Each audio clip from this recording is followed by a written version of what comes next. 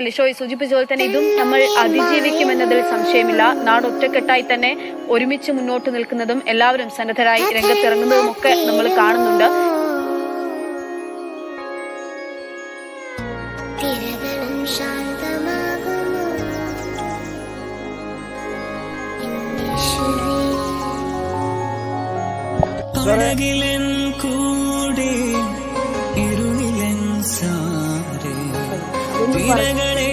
നേരം എൻ പ്രിയൻ രക്ഷകൻ പടകിലെ